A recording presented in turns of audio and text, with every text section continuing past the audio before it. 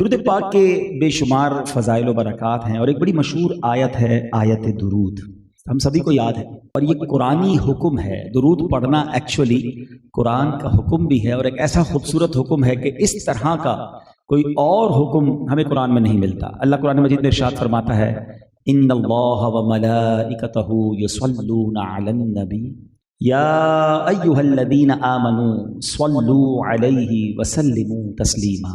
مل کر درود پاک پڑھ لیں، صلی اللہ علی النبی الامی وآلہ صلی اللہ علیہ وسلم صلاۃ و سلاما علیک یا سیدی یا رسول اللہ۔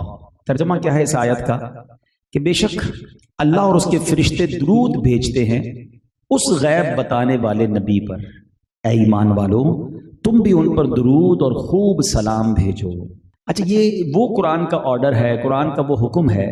اللہ کریم نے قرآن میں جا بجا احکامات نازل فرمائے ہیں، کبھی نماز کا فرمایا، کبھی زکوٰۃ کا فرمایا، بہت سارے ہمیں شرعی احکامات آرڈرز ملتے ہیں قرآن سے، مگر کہیں یہ نہیں فرمایا کہ اے ایمان والو میں بھی کرتا ہوں، میرے فرشتے بھی کرتے ہیں اور تم بھی شامل ہو جاؤ۔ پورے قرآن میں یہ ایک ہی ایسا کام ہے جس کے بارے میں رب فرماتا ہے اے ایمان والو اللہ بھی درود بھیج رہا ہے، اس کے فرشتے بھی درود بھیج رہے ہیں نبی پاک پر، تم بھی درود پڑھنے میں شامل ہو جاؤ۔ اچھا، یہاں ایک بات سمجھنا بہت ضروری ہے، اللہ کا درود بھیجنا اور ہے، ہمارا اور فرشتوں کا درود بھیجنا اور ہے۔ اللہ کا درود بھیجنا یہ ہے کہ اللہ رحمت نازل فرماتا ہے، وہ تو خالق ہے نا، مالک ہے، وہ اپنی رحمتیں نازل فرماتا ہے اپنے حبیب علیہ الصلوۃ والسلام پر، اور ہمارا درود بھیجنا یہ ہے کہ ہم دعا کرتے ہیں کہ اے اللہ ہمارے آقا و مولا جناب محمد الرسول اللہ صلی اللہ تعالی علیہ وسلم پر درود بھیج۔ تو یہ سمجھنا ہے۔ اچھا، اب یہاں ایک اور بڑی خوبصورت بات علماء نے فرمائی کہ حضرت آدم علیہ الصلوۃ والسلام، آپ کو ابو البشر کہا جاتا ہے، آپ کو ایک بڑا کمال کا یوں سمجھیے کہ اعزاز دیا گیا جو اور کسی نبی کو نہیں ملا، کہ تمام فرشتوں نے آپ کو سجدہ کیا، اللہ کے سارے فرشتوں نے آپ کو سجدہ کیا، اور سبحان اللہ یہ شرف آپ کو عطا کیا گیا۔ اب یہاں علماء کہتے ہیں کہ حضرت آدم کو واقعی یہ مقام ملا کہ سارے فرشتوں نے سجدہ کیا، مگر یہ سجدہ ایک ہی بار کیا گیا۔ اور ایک اور تفسیر میں تو یہ بھی لکھا کہ دراصل یہ سجدہ جو تھا نا، حضرت آدم کی پیشانی میں نور مصطفیٰ چمکتا تھا، یہ سجدہ نور مصطفیٰ کو کروایا گیا تھا، لیکن اس کے باوجود یہ سجدہ ایک بار ہوا۔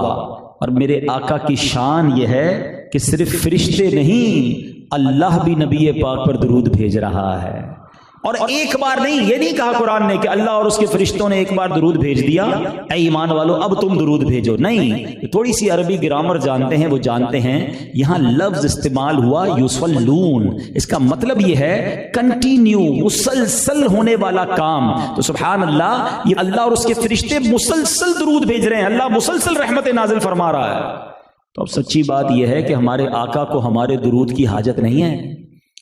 جس نبی علیہ الصلوۃ والسلام کی بارگاہ میں خربوں بھی تھوڑے ہیں، ہاں فرشتے کتنے ہیں ہم کاؤنٹ ہی نہیں کر سکتے۔ ہاں یہ خود قرآن میں رب عز و جل نے ایک جگہ خوب ارشاد فرمایا، اللہ فرماتا ہے اور تیرے رب کے لشکروں کو اس کے علاوہ کوئی نہیں جانتا۔ ساری کائنات میں جو سب سے بڑی کوانٹٹی میں اگر کوئی مخلوق ہے نا تو وہ فرشتے ہیں۔ میں نے پہلے بھی کئی بیانات میں یہ ایک کیلکولیشن بیان کی ہے، آج پھر بیان کرتا ہوں تاکہ ایمان تازہ ہو اور اندازہ ہو کہ میرے آقا پر ہر لمحے ہر آن کتنے درود بھیجے جا رہے ہیں۔ فرمایا جاتا ہے، امام نبہانی رحمۃ اللہ تعالی علیہ اپنی کتاب سعادت الدارین میں فرماتے ہیں کہ فرشتے اللہ کا سب سے بڑا لشکر ہیں۔ حدیث رسول صلی اللہ تعالی علیہ وسلم سے مروی ہے کہ آسمان چرچرایا۔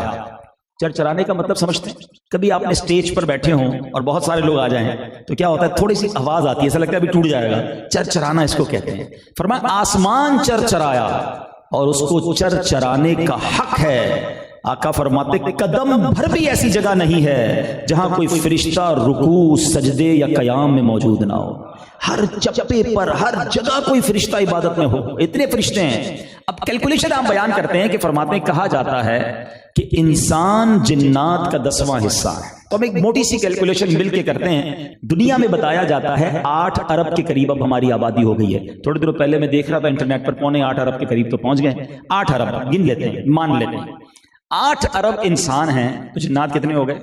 80 ارب، ٹھیک ہے، موٹا حساب کر رہے ہیں، 80 ارب جنات ہو گئے۔ آپ فرماتے ہیں ان دونوں کو ملا لیں تو یہ جن اور انسان خشکی کے جانوروں کا 10واں حصہ ہے. اس زمین پر جتنے جانور ہیں نا، اس کا 10واں حصہ بنتے ہیں انسان اور جنات. تو زمین پر جانور کتنے ہو گئے؟ 800 ارب.